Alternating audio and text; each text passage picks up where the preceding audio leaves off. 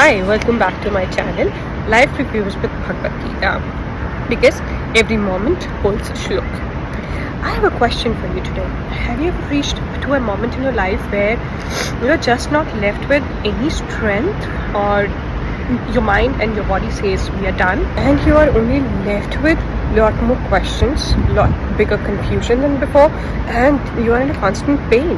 That pain which is unbearable because this is not physical, this is mental. You got a chance to see my first video, and I would highly suggest that you should definitely go and watch that video, because we have discussed the chapter 1 of Bhagavad Gita there, from where the journey of Gita starts.